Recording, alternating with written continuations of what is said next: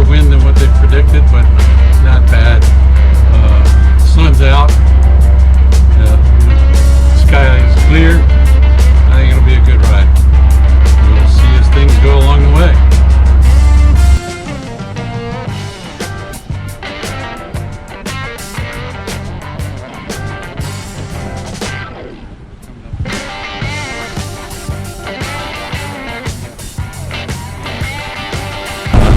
Large vessels that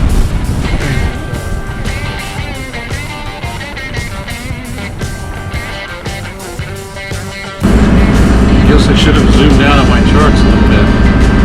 Luckily we're not running the Savannah River, we're just crossing it, so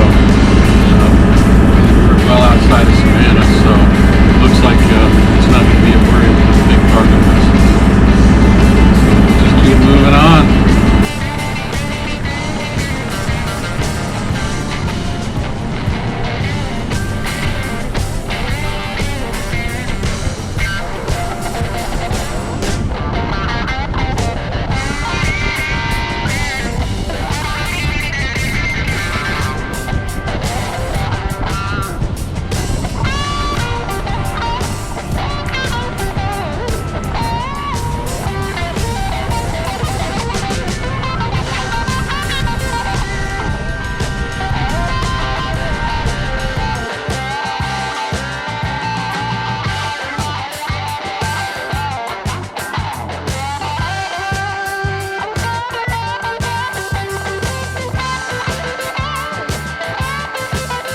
Good morning. We're setting up, preparing for our trip. It's a Monday morning.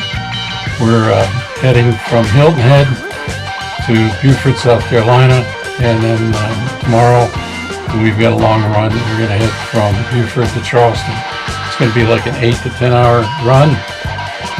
We're pushing on pretty hard for that one due to the fact that Wednesday we've got some weather coming in, and we want to be tucked in at the marina by then. We'll spend a few days at Charleston and then plan our next stop after that. Currently, I've gotten most things ready. Going to be ready ahead of schedule so that when the crew from General Fund arrives, there'll just be minimal things to do. But usually that entails me getting the curtains all opened up and cleaning windows. And then I usually put a front screen, which is the eyes that you've seen in other pictures of Tiga. I get that taken on down. I start preparing my electronics, and so that's where I'm at now. So we'll catch up with you guys in a little bit after I finish preps. And don't have anything plotted yet. We'll get it plotted soon. Scenes as we're leaving Hilton Head.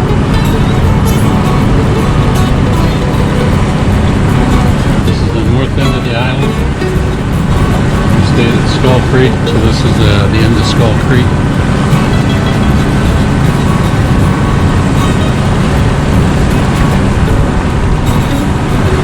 A few nice places out here. Oh, you can see how high the docks are and everything. Here in South Carolina, like in Georgia, they have quite a tide swing. It can be anywhere from 6 to 8 feet. Takes a little bit to deal with, but they've all managed to find a way to do it. Getting a little busy out here for Monday morning. We've got General Fund in front of us. We got the barge heading towards us. Got a sailboat out there off the port, and behind me is another trawler traveling along, and just off to the port, trawler heading in the other direction.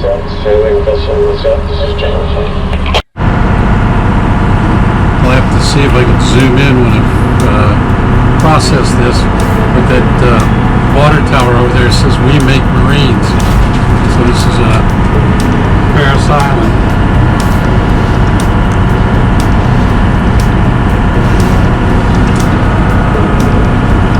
It's a Marine Corps base for training and such.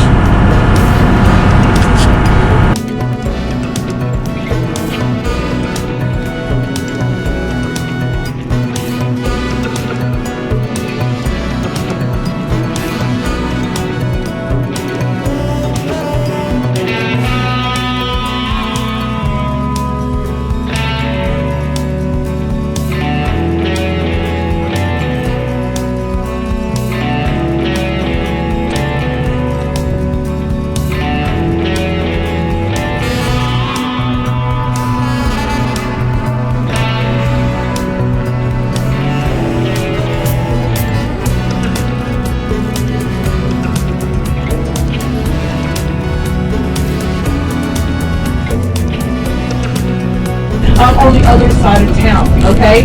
And at nighttime, she was teaching the newly freed slave women how to cook, how to sew, and how to do laundry.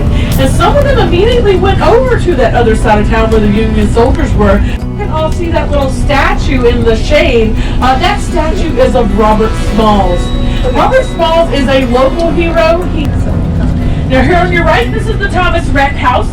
It is currently called the Rhett House Inn. It's a little bed and breakfast that was built here in the early 1820s.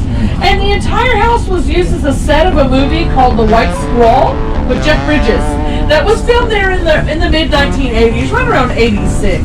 If you're able to see the bronze plaque on the side of that building right there, it'll tell you that house is called the Secession House. Makes it pretty ironic that our city is the one chosen by the Union to take over, doesn't it? Now, what's interesting about that is that officially, South Carolina is the first state to secede from the Union, but it does. St. Helena's Anglican Church. It's the oldest church here in town, even though it has been rebuilt multiple times. It has been hit by flooding, by fire, by tornado, and by hurricane, and rebuilt every time. During the American Revolution, they used this gorgeous little church to staple their horses. The British did. Isn't that sweet? No, it's got a gorgeous cemetery or graveyard if you're able to look inside this gate here.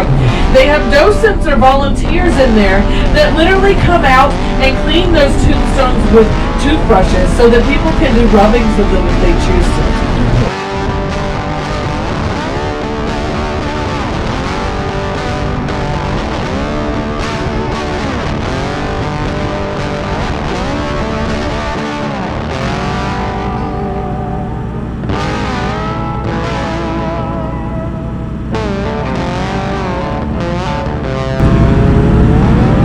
Pushed hard, and getting up early is paid off. We were trying to make the Ashpoo-Coosaw cut on a high tide. We knew high tide was going to be at 10:06. We made it at about 9:15, so we're making it just before high tide. If we would have not really pushed it, we would have been going through on a declining tide, which this is a narrow, shallow area, and it's been quite a concern to make it through without worrying as much about the bottom.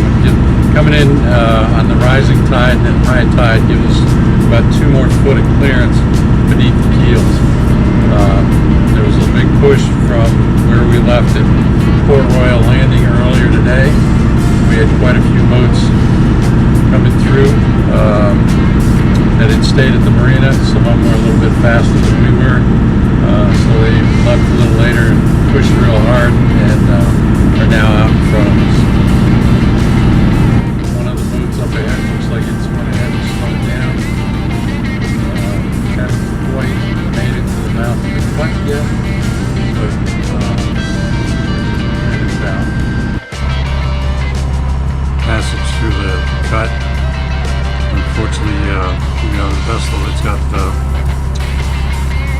motor issues, so it's slowed down, so we don't have to crowd them in the shallows. We'll pass them once we get out in the deeper water.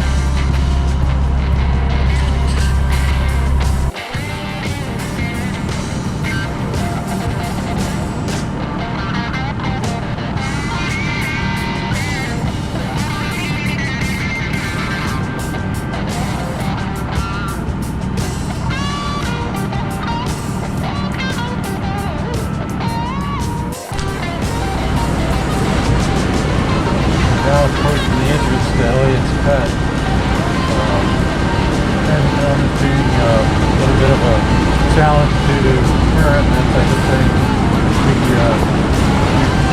Our approach right now, we've got a current of about 1.6 knots on the nose headed into it. So we're way on. And in order to keep going through the narrow cut, we got rocks on each side.